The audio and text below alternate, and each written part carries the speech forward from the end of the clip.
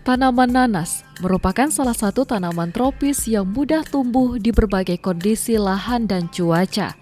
Tanaman ini dapat tumbuh dengan baik di iklim kering dengan curah hujan sedang maupun rendah. Tanaman nanas juga dapat tumbuh subur pada suhu antara 23 hingga 32 derajat Celcius dengan intensitas matahari antara 33 hingga 72%. Meski dapat tumbuh dengan mudah, namun tanaman nanas paling ideal ditanam pada lahan dengan pH 5 hingga 6. Provinsi Jambi memiliki daerah penghasil nanas terbesar, yaitu di Desa Tangkit Baru, Kecamatan Sungai Gelam, Kabupaten Muaro Jambi.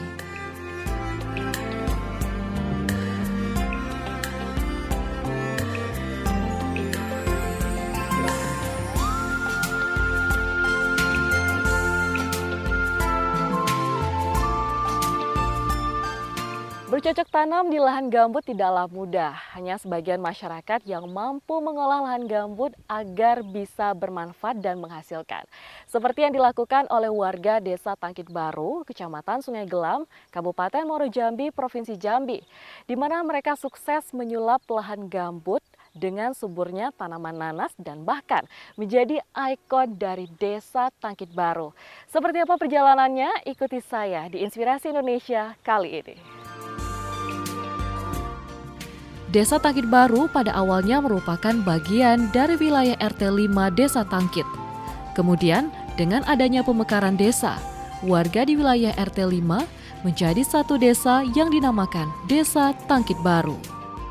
Wilayah Desa Tangkit Baru cukup berbeda dengan daerah lainnya, di mana lahannya sebagian besar merupakan hutan gambut, dataran rendah yang ditumbuhi pohon-pohon besar dan digenangi air yang nyaris sepanjang tahun dengan tinggi air rata-rata 20 hingga 30 cm. Pada awalnya, lokasi ini sebenarnya mau ditanami padi. Pada tahun pertama, kita tanam padi.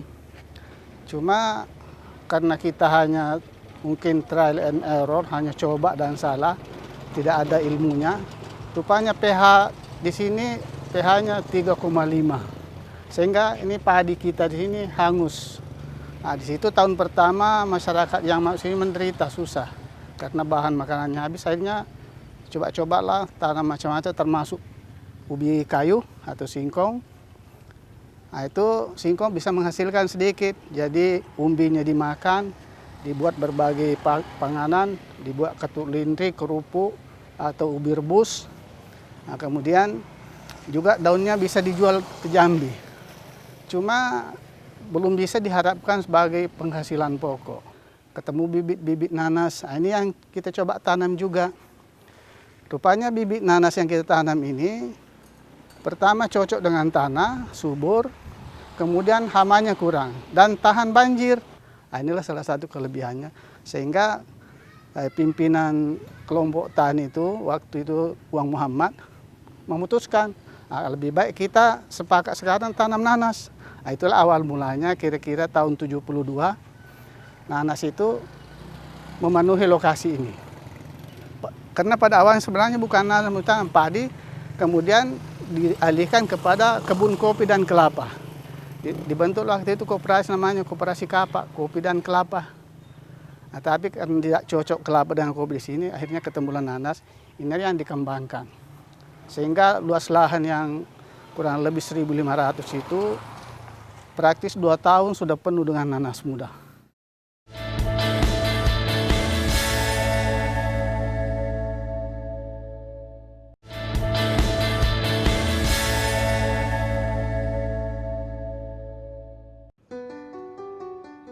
Sumber daya manusia yang baik, kreatif, inovatif, serta kerja keras dan gotong royonglah yang akhirnya membawa desa ini menjadi salah satu desa terbaik dengan perolehan berbagai penghargaan di Kabupaten Muaro Jambi.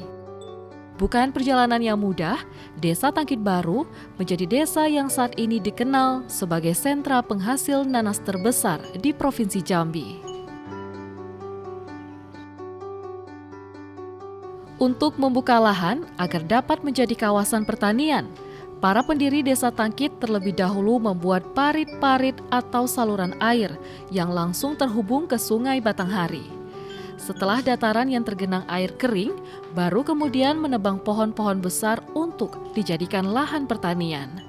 Berbagai jenis tanaman pertanian dan perkebunan dicoba untuk ditanam di lahan ini, namun hasilnya tidak memuaskan karena lahan gambut dengan kadar asam atau pH cukup tinggi, sehingga tidak banyak tanaman yang cocok dan mampu beradaptasi di lahan ini.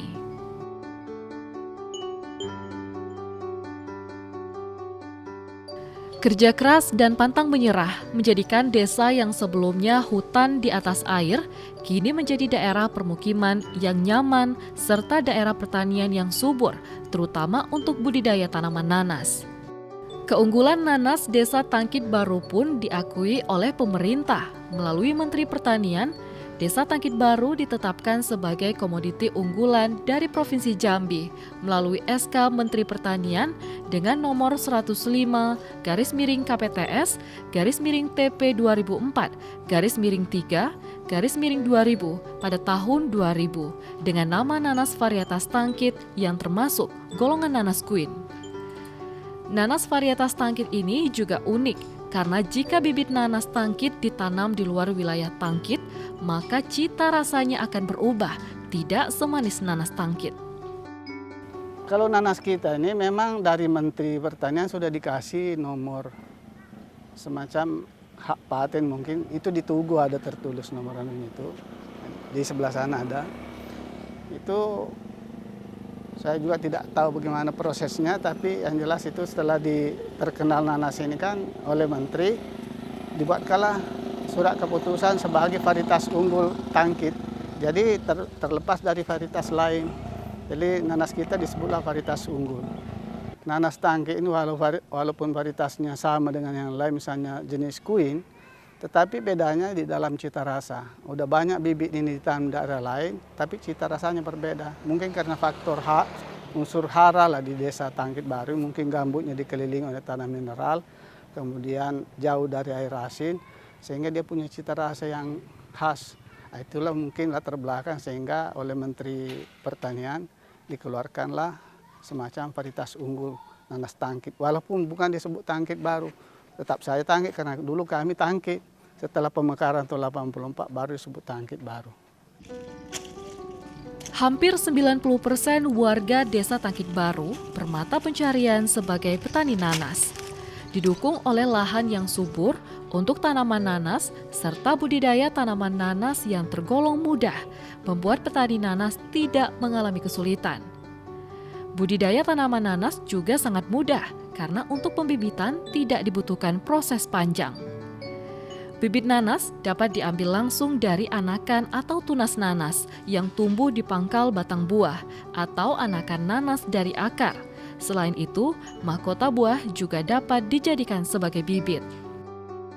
Pak Udin, kira-kira yang bisa dijadikan bibit untuk menanam nanas ini seperti apa sih Pak? Di sini ada biasanya kalau untuk seputaran petani di sini biasanya ada tiga jenis bibit yang biasanya dikembangkan lagi menjadi kebun nanas. Salah satunya bisa kayak saya kasih contoh seperti ini.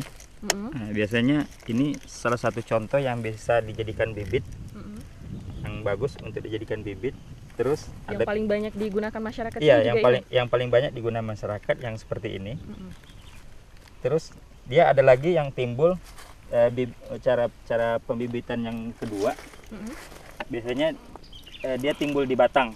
Biasanya kan kalau dia udah berbuah, nanas sudah berbuah seperti ini, dia akan timbul anakan dari batang. Ya, contohnya seperti ini. Bisa saya contohkan, ambil. Oh, itu boleh ya Pak ya? Bisa. Nanti bakal tumbuh lagi nggak Pak? Biasanya kalau kita mau pindah ke lahan yang baru maksudnya, oh, itu bisa kita diambil kayak gini. Ini lebih ya? besar lagi. Ya, mungkin prosesnya dari tanam sampai berbuah mungkin prosesnya sekitar 9 bulan. Terus yang ketiga seperti ini lagi, dari mahkota. Dari mahkota buahnya. Dari mahkota buah. Karena biasanya yang udah dibuang nanas-nanas yang tidak produktif, yang misalnya yang udah busuk atau yang dimakan binatang, Baru diambil mahkotanya. baru kita ambil mahkotanya seperti ini kan.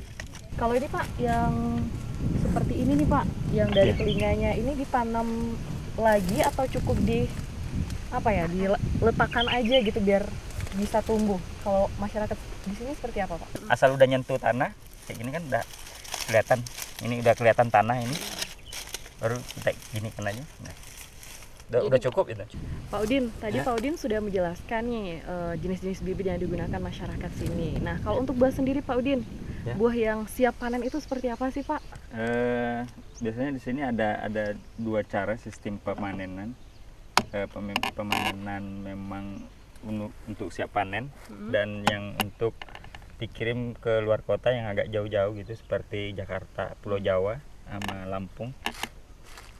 Biasanya kita kalau untuk pengiriman buah yang ke Lampung yang seperti ini, contohnya proses dari ini ke sini, mungkin 2 bulan lagi baru kayak gini, dari situ ke sini baru sudah ada kelihatan bentuk Warnanya matanya juga beda Pak ya? warnanya udah agak hitam-hitaman, dan sudah ada yang warnanya kuning-kuning satu-satu itu udah biasanya udah siap dipanen itu. Untuk Pulau Jawa biasanya yang seperti itu dia minta.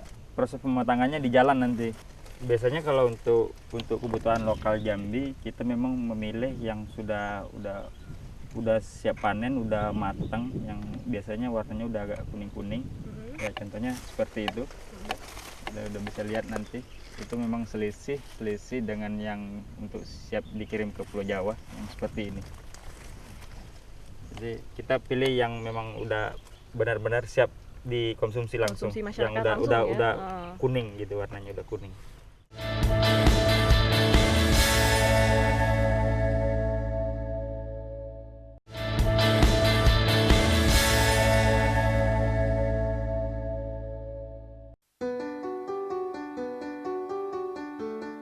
Sebagai desa unggulan Tangkit Baru juga pernah meraih beberapa penghargaan, baik dari pemerintah daerah maupun pemerintah pusat.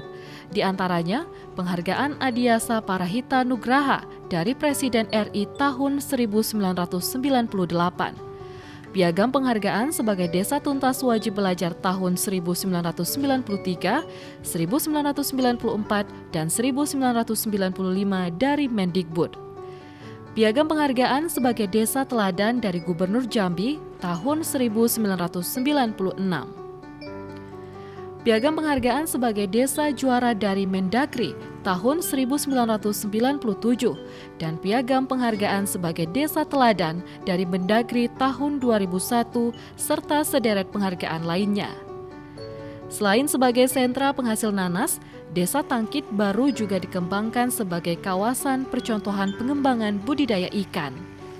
Ada sekitar 2.000 lebih kolam ikan milik warga desa yang menghasilkan puluhan ton ikan perharinya.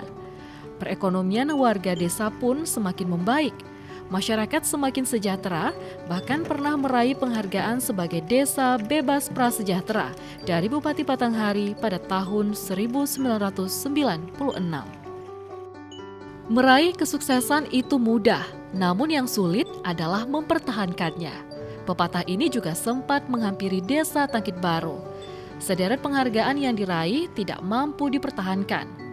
Masalah justru muncul ketika petani panen raya, harga nanas yang sebelumnya tinggi menjadi anjlok dan petani nanas pun merugi.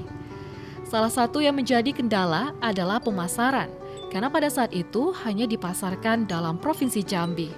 Sehingga jumlah permintaan lebih sedikit dibandingkan dengan produksi membuat harga buah nanas jatuh. Setelah beberapa tahun berjaya, para petani nanas pun mencari alternatif lain untuk perekonomian mereka. Akhirnya, petani beralih menanam tanaman lain seperti kelapa sawit, pinang, dan rambutan. Ketika awal-awal nanas ini memang harganya mahal, karena masih hanya di bawah 10 hektar yang berbuah. Ketika yang 1.500 ini hampir seluruhnya berbuah, udah mulai timbul masalah baru, pemasaran. Waktu itu Jambi masih menggunakan dimakan segar, belum ada pengolahan. Nah, sehingga tahun-tahun 74 kita udah mulai kewalahan memasarkan nanas. Sehingga dulu ada istilah kami kalau musim buah itu banjir, namanya banjir nanas, tidak terpasarkan lagi. Jadi waktu itu oleh Menteri Koperasi namanya Bustan Arifin itu diusahakan pabrik nanas. Ada dulu di Payus Linca. Kita kerjasama dengan koperasi. Nah, cuman kita tidak tahu persoalannya bagaimana pabrik nanas ini tidak mengolah nanas kita. Yang dia olah itu yang namanya Smooth Cayenne. Nah, bukan yang jenis Queen ini, karena varietas yang kita tanam Queen. Sehingga ya tetap saja bermasalah. Nah, kita persingkat pada waktu misalnya belakangan ini, lahirlah keinginan masyarakat untuk membuat kolam ikan, kemudian mengganti tanaman nanas ini menjadi tanaman sawit, karena kebetulan waktu itu petani sawit makmur. Nah, inilah mencoba mengalihkan ke sawit, sebagian tanaman nanas kita ditebang, ganti sawit. Beralihnya petani nanas ke pertanian lainnya membuat perangkat desa khawatir. Desa Tangkit Baru yang dahulunya dikenal sebagai penghasil buah nanas akan meredup. Untuk itu, perangkat desa berinisiatif membuat tugu nanas atau monumen nanas, yang pada awalnya berdiri untuk mengenang bahwa Desa Tangkit Baru pernah berjaya sebagai sentra penghasil nanas. Kami khawatir sejarah Tangkit Baru yang tadi disebut sebagai tanaman primadonanya, atau disebut juga maskot desanya, ini hilang. Jadi kami wacana gimana kalau kita buat tugu. Kalaupun nanasnya habis, sejarahnya masih ada, itulah awalnya. Sehingga ketika ikan booming tadi ini memang kebun nanas ada yang digali jadi kolam. Kemudian sebagai ada yang dibikin kebun sawit. Nah, itulah sebabnya maka kita membuat tugu nanas. Awalnya itu kalau tidak salah 2003 itu. Ketika sudah jadi tugu nanas kita ini, memang rupanya juga salah satu daya tarik Tangkit Baru ini adalah tugu nanas ini. Seiring berjalannya waktu, beberapa tanaman perkebunan alternatif pun ternyata tidak mampu kembali mengangkat perekonomian warga Desa Tangkit Baru. Produksi kolam ikan yang sebelumnya juga sempat mengangkat perekonomian warga juga tidak produktif lagi, disebabkan harga pakan yang mahal, sementara harga jual ikan juga murah. Prestasi dan keberhasilan Desa Tangkit Baru pun semakin meredup. Melihat kondisi ini, perangkat desa juga terus mencari jalan keluar untuk menumbuhkan kembali ekonomi masyarakat desa. Akhirnya, satu-satunya cara membangkitkan kembali ekonomi desa adalah kembali membudidayakan tanaman nanas. Namun, strategi pemasaran harus dilakukan seperti menjalin kerjasama dengan perusahaan atau mencari investor serta mencari pangsa pasar di luar Pulau Sumatera. Warga dan perangkat desa mulai menjalin kerjasama dengan beberapa pihak agar dapat menjual nanas hingga keluar kota. Ketika kolam ikan sudah menurun karena biaya produksinya tinggi, masyarakat sekarang kembali lagi ke tanaman kebun nanas. Dan sekarang ini kita sudah membagi tata ruang desa. Nah, jadi kita bagi 4 tata ruang. Pertama, zona 1 kita isi dengan tanaman nanas yang kita sebut dengan Kades, program Menteri Desa. Itu kurang lebih 1.176 hektar itu. Kemudian zona 2 kita kembangkan untuk perikanan dan peternakan. Zona 3 untuk perkebunan dan tumpang sari. Sementara kita zona 4 kurang lebih 88 hektar yang dekat pinggir jalan ini, kita jadikan zona pemukiman. Nah, jadi untuk potensi sekarang, nanas ini mungkin kurang lebih 1.176 hektar masih bisa kita kembangkan.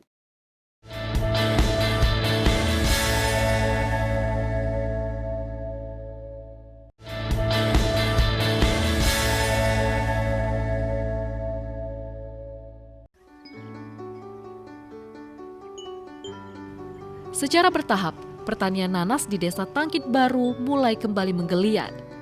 Buah nanas pun tidak hanya dijual langsung, namun juga dibuat menjadi beberapa produk hilir seperti nanas goreng, dodol nanas, dan produk olahan nanas lainnya. Tahun 2015 juga mulai dikembangkan konsep bioindustri nanas sapi, yakni mengolah limbah berupa kulit nanas sebagai pakan sapi dan mengolah limbah sapi menjadi kompos dan biourin sebagai pupuk tanaman nanas. Nah, pemirsa, ini sudah ditunggu-tunggu dari tadi ya, makan buah nanas. Saya sudah keliling-liling dari kebunnya, kemudian juga sudah melihat tubuhnya. Nah, sekarang saya akan mencicipi buah nanas yang dibantu nih dikupas sama Pak Udin. Pak Udin, boleh saya minta cicip sedikit nih Pak Udin? Oke, saya coba ya.